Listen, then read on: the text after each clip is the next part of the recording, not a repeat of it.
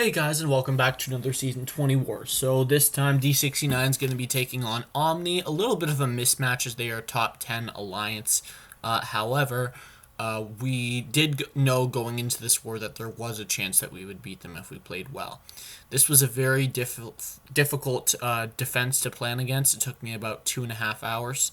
Or a little less than that. Probably took me about an hour 45, and then took me an extra 45 to discuss with one person whose paths were problematic and I needed to know he could clear them.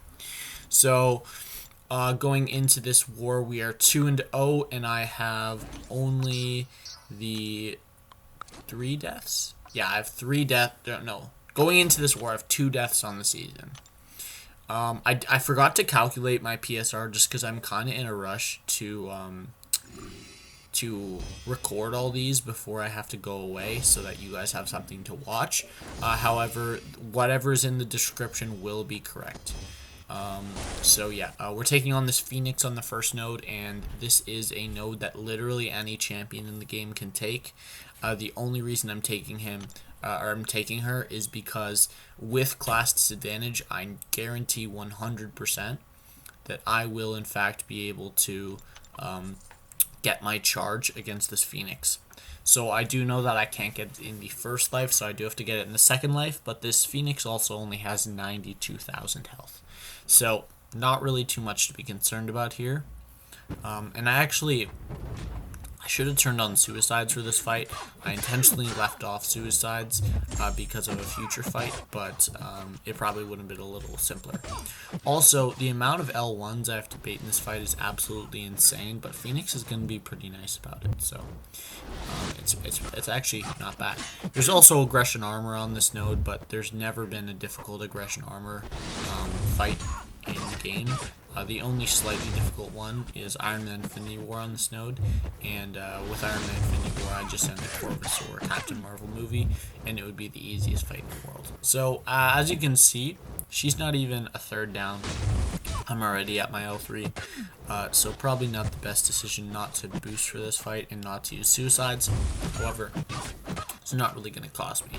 So I did show half the fight. I'm not going to show the back half just because it's literally the exact same fight. So we're just going to speed on through until she gets to her second life. So as you see, we're doing the exact same strat, and now she gets into her second life right here. I will show this. So we let her regen through the first cycle, and then when she gets back down to 5% the next time, that is when we use our L3 to get our pre-fights, or our, not our pre-fight, but our soul for the next fight. So yeah. Very nice fight there. There's not really anything I would have changed. Maybe just boosted a little bit more. But I don't really have any other fights except for one more in this section. So that's going to be it for that clip. And now we'll go to the next clip. So this is a rank 2 6-star Venom the Duck. I think he's on Fury counter or Fury strike counter. And there's not really anything to this fight. This is a path that very, very rarely gets any deaths on it, just because it's not too hard, no matter who you put on it. However, it's just a very simple matchup. So I did have suicides on for this fight, so we are actually going to finish this fight in 5 heavy attacks, believe it or not. So that's 3 right there, and he's at 80%. Let's do one more. And then one more, and he's just going to drop. We're going to throw our L1 here just for some spacing. Oh, I threw a 6th one, but it definitely wasn't required. There we go. So 6 heavy attacks. Very nice fight. That's how you want all Archangel fights to go. There's going to be an Archangel fight later on that has a similar amount of health, but is going to take over double the amount of heavy attacks because of bad RNG. So now we go into this 6-star Emma Frost on Rage, and when I was going into this fight, I had it in my head that this was a rank 3 6-star based on the PI, because Emma has low prestige. However, it turned out to not be.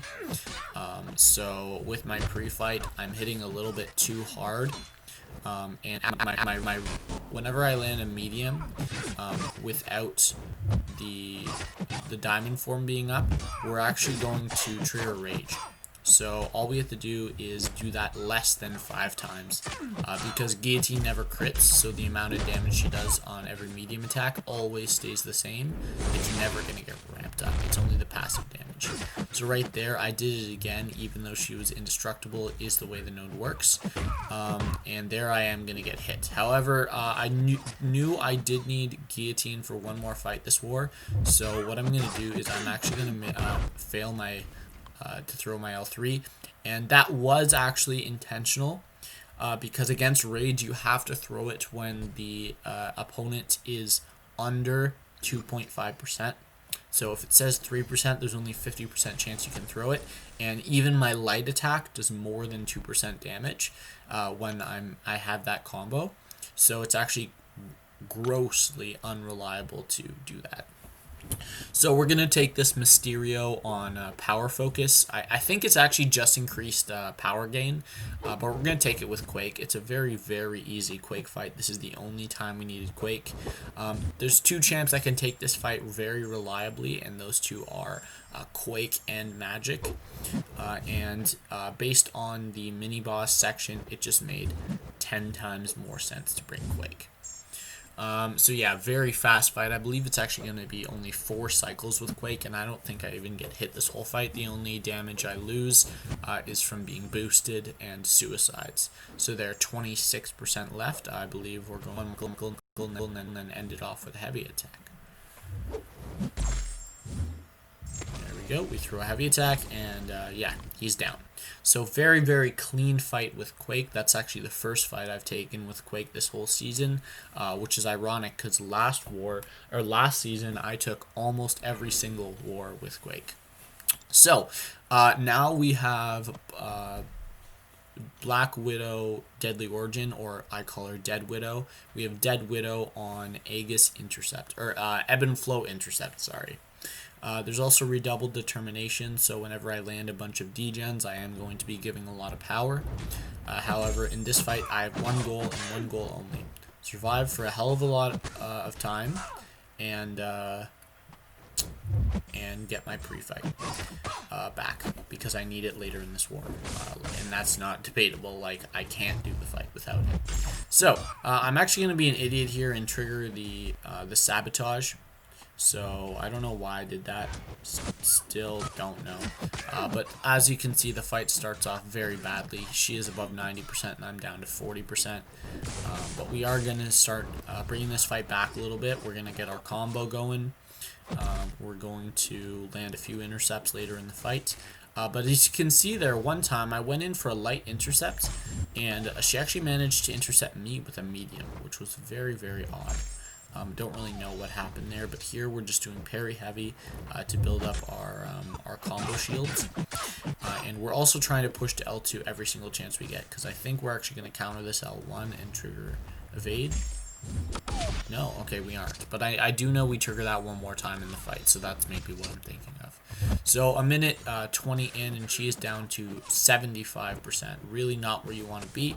However, this is Guillotine, and her damage ramps up quite significantly, so we do get a nice light intercept there. We're doing a hell of a lot of damage, and our goal right here is just to get her under like 30%. If I can get her under 30% with this Rage, or with this Fury, we're good, and then she just throws 0 specials. So I believe we actually had the entire half of the Fury to damage her at the end, and she just threw no special. There was nothing I can do.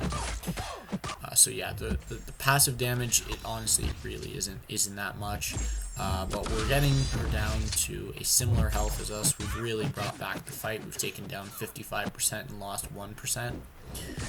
So we are going to have to bait this L2 here. And I believe she throws an L1. Actually, no, we push her to another L2. That's good. She's under 25%, and I think right here is where we mess up, because I do have to throw my L3 when she's above like 10%, which is really bad.